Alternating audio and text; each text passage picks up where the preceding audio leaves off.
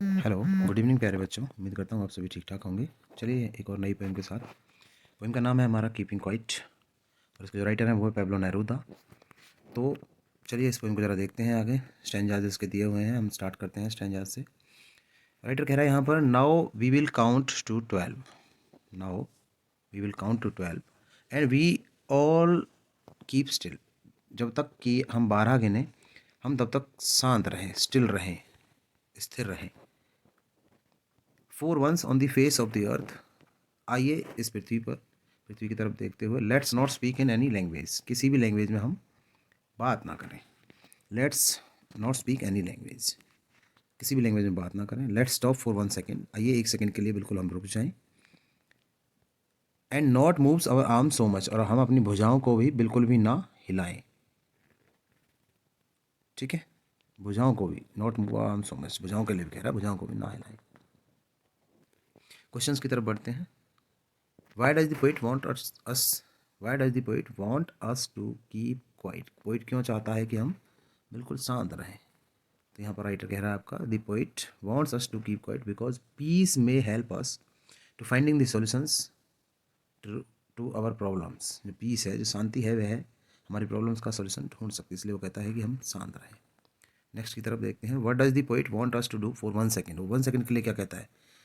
The poet wants us to remain still. देखिए ऊपर, देखिए वहाँ पर वो दिखा रहा है ना ऊपर, let's not speak in any language, now we shall count up to 12। Let's not speak any language, let's stop for 1 second. 1 second के लिए स्टॉप करने के लिए कह रहा है। तो यहाँ पर राइटर कह रहा है आपसे, हमारा क्वेश्चन आया था हमारा, वो क्या कह रहा है? What does the poet wants us to do for 1 second? Poet क्या चाहता है 1 सेकेंड के लिए? वह चाहता है कि poet wants us to remain still.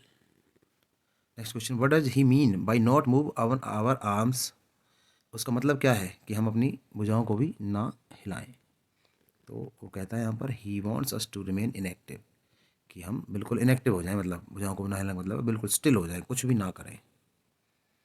Name the poem and the poet, आपको पता होना चाहिए। पोइम का नाम कीपिंग क्वाइट है और पोइट का नाम पेब्लो नेरूदा है। नेक्स्ट क्वेश्चन देखते हैं। How long does the poet wants to stay still? Poet कितनी देर के लिए कहता है स्टे स्टिल रहें? तो पहले आ चुका है, हम जब इसका स्टेंजर पढ़ा है। The poet wants us stay still till he will count up to 12। ठीक है, रेस्पिट एंड पीस, तब तक हम आराम करें और शांत रहें। कब तक? जब तक कि वह 12 गिने। नेक्स्ट क्वेश्चन की तरफ बढ़ते हैं। What does he hope to achieve by keeping quiet? वह क्या आशा करता है कीपिंग क्वाइट से? क्या चीज़ अचीव करने की आशा करता है? He hopes to achieve by keeping quiet, उसे उम्मीद है, because he always remain we always remain in race and hurry, हम हमेशा बहुत जल्दी में रहते हैं, भागदौड़ में रहते हैं, हरी। ठीक है, these brings ills and troubles in the life, ये हमारे जीवन में क्या लाते हैं? बीमारियां लाते हैं और कठिनाइयाँ लाते हैं। इसलिए पोइट चाहता है कि हम कुछ देर के लिए स्थिर रहें। कीपिंग क्वाइट से ये हम अचीव कर सकते हैं, उसे उम्मीद है या आशा है कि ये सब कीपिंग क्वाइट मतलब शांत रहने से हो सकता है। Next question, what does the poet mean by not move our arms so much? उसका मतलब क्या है आर्म्स को भी न हिलाने से? Here the poet means that we should cease all activities, का मतलब है कि हमें सारी सारी एक्टिविटीज़ को सीज, बंद कर देना चाहिए। Man has used his arms to kill and destroy the others, मनुष्य जो है वह क्या करता है? अपनी आर्म से दूसरों को डिस्ट्रॉय करता है, मारता है। इसीलिए वो क्या चाहता है? So we should not move, we should not let our arms move to harm others. इसलिए वो कहता है कि इसलिए हम अपने आर्म्स को दूसरों को नुकसान पहुंचाने के लिए ना हिलाएं। नेक्स्ट क्वेश्चन देखिए। नेक्स्ट क्वेश्चन में वो कह रहा है, what does count up to 12 imply? आखिर जो वो कह रहा है काउंट अप टू 12, इसका यहाँ पर मतलब क्या है? किसके लिए इसे क्या दर्शा रहा है यहाँ पर? तो ये क्या दर्शा रहा है? It implies for the hours on a clock, ये एक घड़ी के घंटों को दर्शा रहा है, या फिर मंथ और a year in which a man remains active, या फिर महीने या सालों को हो सकता है जिसमें मनुष्य हमेशा रिमेन एक्टिव रहता है। और पोइट क्या चाहता है यहाँ पर? स्टिलनेस चाहता है। ठीक है, अब देखिए यहाँ पर कुछ पोइटिक डिवाइस इसमें यूज़ किए गए हैं स्टेंजा में। कौन से हैं? The face of the earth, पृथ्वी को बोलता हुआ दिखाया गया है जी। तो मनुष्य के गुण दे दिए पृथ्वी को। आपको मैंने बताया था, जहाँ पर किसी चीज़ को मनुष्य के गुण दे दी जाए वहाँ पर पर्सोनिफिकेशन होता है। Next one, let's not speak, let's stop for 1 second. देखिए एल से लेट्स, एल से स्पीक, एल से स्टॉप, एस से स्टॉप, ये सब आ रहा है ना। तो यहाँ पर हमारा एस साउंड रिपीट हो रहा है, एल साउंड रिपीट हो रहा है, तो यहाँ पर हमारा रिपीटिशन है। लेट्स नॉट स्पीक, देखिए same to same line repeat हुई है, let's not speak, let's stop for 1 second. तो लेट्स का यहाँ पर 2 बार यूज हुआ है बैक टू बैक, इसलिए हमारा है रिपीटिशन। नेक्स्ट देखिए, and we will all keep still, और हम सभी शांत रहें। तो यहाँ पर देखिए डब्ल्यू डब्ल्यू यहाँ पर 2 बार आया है, तो मैंने बताया था ना साउंड का रिपीटिशन हो, तो डब्ल्यू डब्ल्यू का साउंड का रिपीटिशन हो रहा है यहाँ पर, तो यहाँ पर हमारा एलिट्रेशन हो गया। काउंट टू 12, काउंट टू 12 यहाँ पर 12 जो दर्शा रहा है, सिम्बोलिज्म है, सिंबल दर्शा रहा है, ये महीने को, ईयर को, इनको दर्शा रहा है। ठीक है, नेक्स्ट की तरफ बढ़ते हैं। नेक्स्ट देखिए पोएम हमारी वही है, keeping quiet, poet Pablo Neruda. इसका नेक्स्ट स्टैंजा हम ले रहे हैं। Perhaps the earth can teach us, शायद ये पृथ्वी हमें सिखाती है। क्या सिखाती है? व्हेन एवरीथिंग सीम्स डेड, जब प्रत्येक चीज़ मर जाती है और and later proves to be alive, और फिर से वो जीवित भी हो जाती है, तो पृथ्वी हमें ये चीज़ सिखाती है। चलिए इसके क्वेश्चन देखें। क्वेश्चन इसका है what can earth teach us, पृथ्वी हमें क्या सिखाती है? तो पृथ्वी सिखाती है साइलेंस इज नॉट डेथ, कि चुप रहना मृत्यु नहीं है। नेक्स्ट देखिए, the use of phrase seems dead suggest, ये फ्रेज जो यहाँ पर आया ना सीम्स डेड, ये क्या सजेस्ट करता है हमें? ये यहाँ पर बता रहा है taking out time to introspect.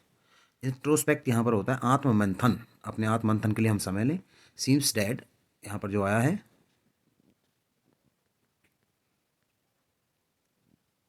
Means complete stillness. इसका मतलब क्या है सीम्स डेड का? सीम्स डेड का मतलब क्या है? कंप्लीट स्टिलनेस है, मतलब कि पूरी तरह से शांत रहना। What is the antonyms of nothing in this stanza? तो नथिंग का एंटोनिम्स क्या होगा स्टेंजा में? यहाँ पर दिखाया गया है नथिंग मतलब एवरीथिंग या फिर अलाइव, अलाइव भी हो सकता है यहाँ पर। नथिंग का मतलब कुछ नहीं, और अलाइव मतलब जीवित रहना। नेक्स्ट की तरफ बढ़ते हैं। How could the silence benefit to a man, जो साइलेंस है वो मनुष्य को क्या बेनिफिट दे सकता है? The man will stop destroying the nature, silence से मनुष्य नेचर को डिस्ट्रॉय करना बंद कर देगा। Question number 5, give the name of the poem and the poet, poet का नाम और पोएम का नाम। ये तो पूछा ही जा सकता है, ये तो आपने हर पोएम का पोइट का याद कर लेना है। पोएम का नाम कीपिंग क्वाइट एंड पोइट का नाम हमारा है यहाँ पर Pablo Neruda.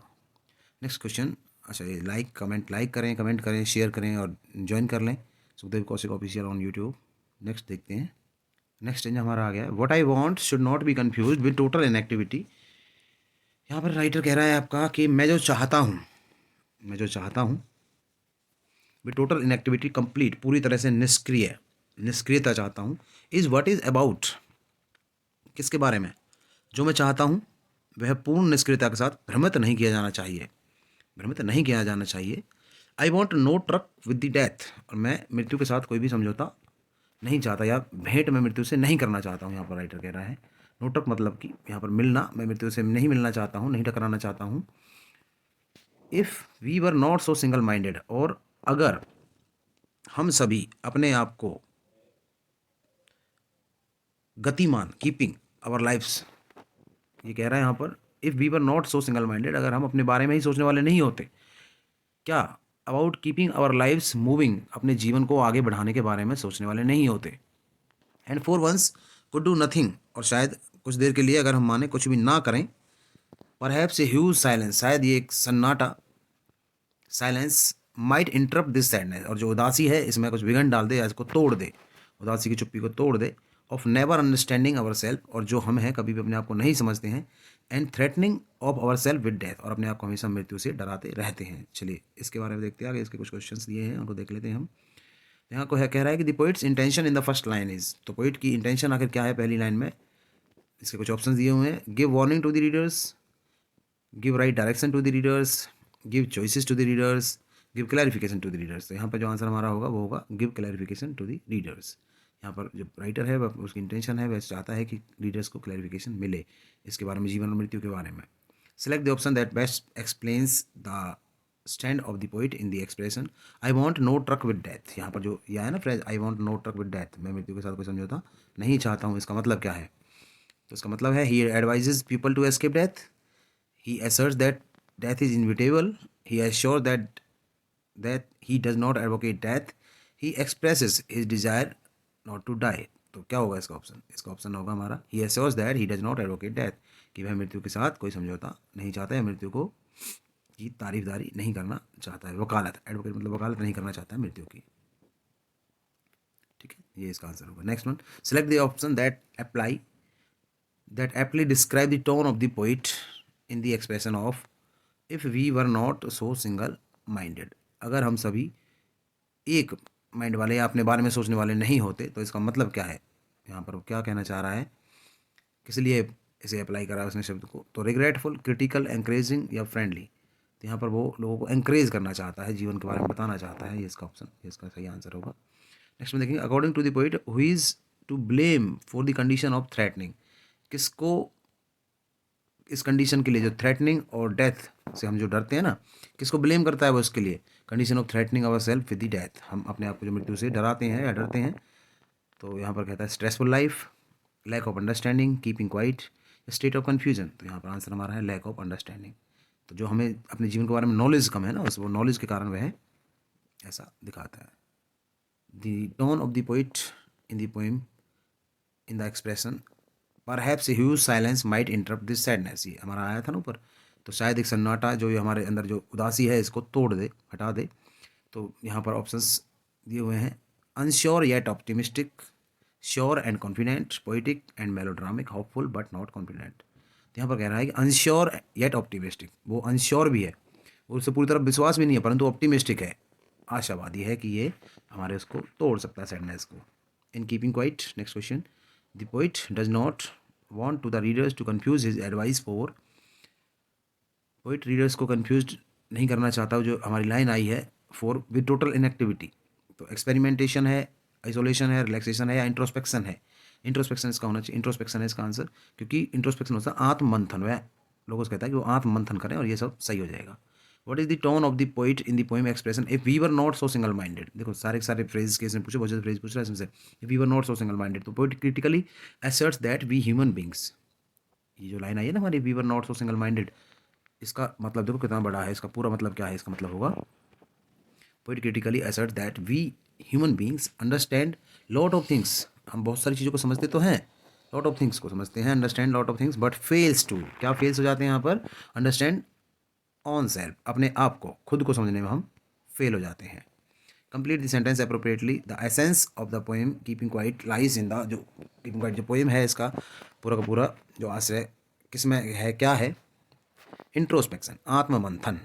The poet feels that some soul searching is needed for us to be at peace with our selves and others. तो यहाँ पर जो राइटर है वो आपसे कहना चाह रहा है, तो यहाँ पर राइटर क्या कह रहा है, इंट्रोस्पेक्शन, आत्ममंथन के बारे में कह रहा है। The poet feels that some soul searching is needed for us to be at peace with our self and others.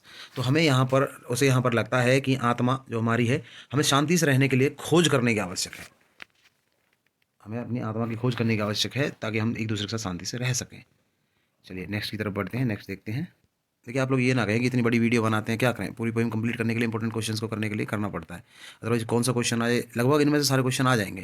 तो कह रहा है कि it would be an exotic movement without rush, ये एक बड़ा ही अद्भुत प्यारा सा मूवमेंट होगा, जो कि कैसा होगा, विदाउट रस, जिसमें कोई भी भाग दौड़ नहीं होगी, विदाउट इंजन, कोई मशीन नहीं होगी, वुड ऑल बी टुगेदर, यहाँ पर हम सभी एक साथ रहेंगे। कैसे रहेंगे एक साथ, इन ए सडन स्ट्रेंजनेस।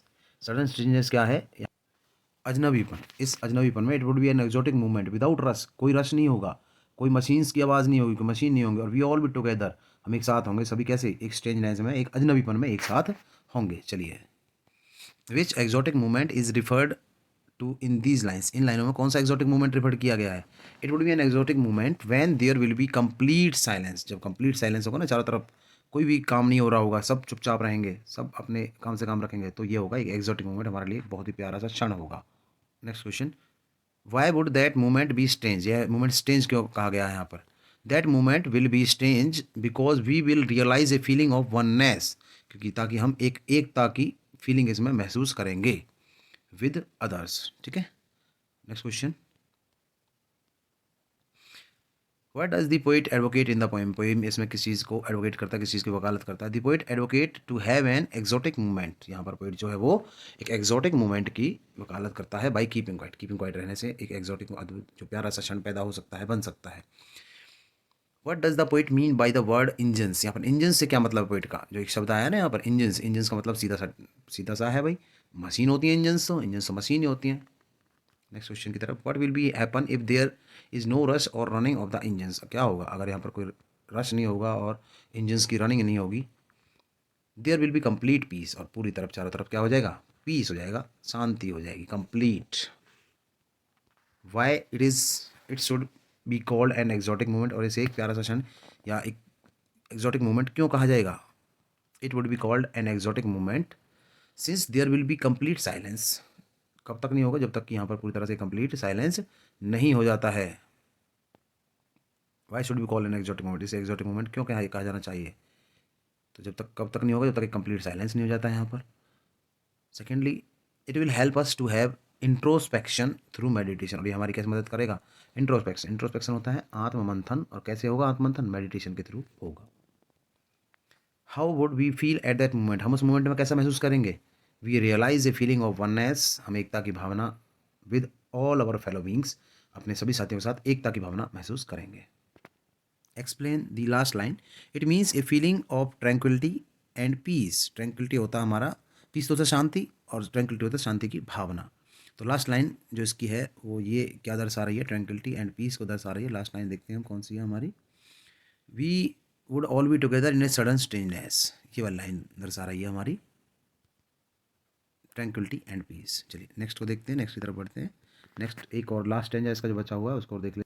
ये हमारा लास्ट स्टेंजा है, पोइम का नाम है कीपिंग क्वाइट, पोइट है पेब्लो नेरूदा। तो ये कह रहा है यहाँ पर, fisherman in the cold sea would not harm whales, जो फिशरमैन मछुआरे होते हैं वो भी कोल्ड सी में, समुद्र में जाकर शायद वेल्स मछलियों को नुकसान नहीं पहुंचाएंगे। And the man gathering salt, और जो मनुष्य हैं, जो आदमी है जो साल्ट इकट्ठा करने वाले आदमी होते हैं, gathering salt, would look at his hurt hands, वो भी शायद अपने चोटिल हाथों की तरफ देखेंगे। What does the fisherman do in the cold sea, question है यहाँ पर। देखिए यहाँ पर क्या है ना, फिशरमैन मछलियाँ पकड़ने जाते हैं और वेल्स को नुकसान नहीं पहुँचाएंगे, और जो आदमी साल्ट इकट्ठा कर रहे हैं वो अपने हाथों की तरफ ध्यान देंगे, वो ताकि उनको नुकसान ना हो। तो यहाँ पर क्वेश्चन जो हमारा है देखेंगे, what does the fisherman do in the cold sea, fisherman जो है वो कोल्ड सी में क्या कर रहे हैं। The fisherman goes for fishing in the cold sea. How would the whales not be harmed, किस प्रकार से जो वेल्स हैं उनको नुकसान नहीं होगा। आंसर देखते हैं इसका, the whales should not be caught by the fisherman, अगर उन्हें जो फिशरमैन है मछली पकड़ने वाले हैं वो उन्हें नहीं पकड़ना चाहिए, तो उन्हें नुकसान नहीं होगा। How are the hands of the man injured, उनके हाथ कैसे इंजर्ड होते हैं। The salt injures the skin, जो सॉल्ट है जब वो इकट्ठा करते हैं ना, वो ज़्यादा सॉल्ट को, गीला होता है सॉल्ट, जब इकट्ठा करते हैं उसमें बार बार हाथ डालते हैं तो वो हमारे हाथों को चोटिल कर देता है, इससे उनको नुकसान होता है। Where are the fisherman going, fisherman कहाँ जा रहे हैं। They are going in the cold sea, वो कोल्ड सी में, समुद्र में जा रहे हैं। तो ये इसके क्वेश्चन थे, उम्मीद करता हूँ आपको पसंद आए होंगे। अगर आपको पसंद आए हों तो इन्हें लाइक करें, शेयर करें, सब्सक्राइब करें। आपने इसे देखा, इतना धैर्य से, इतना टाइम आपने दिया, इसके लिए thanks for watching. Have a nice day. Like, comment, share and subscribe and join Sukhdev Kaushik official on YouTube. तो उम्मीद करता हूँ आपके इससे आपको काफ़ी मदद मिलेगी, और जो क्वेश्चंस आपके एग्जाम में आएंगे आप उन्हें ईजिली सॉल्व कर देंगे, और जो 6 मार्क्स के हमारे क्वेश्चंस हैं उनमें 6 में से 6 मार्क्स लेंगे, प्लस 3 मार्क्स के बीच में आते हैं, तो 9-10 नंबर की हमारी पोएम आती है। आपने सीरियसली इसे देखना है, इसके लिए आपने पेन कॉपी लेकर बैठें। और मैं फिर से कह रहा हूँ कि आप केवल लाइक ना करें, पूरी पोएम को देखें, ढंग से इसे समझें, ताकि आप लोग पूरे के पूरे क्वेश्चंस को अटैम्प्ट कर सकें। तो लाइक, कमेंट, शेयर जरूर करें और ज्वाइन करें सुखदेव कौशिक।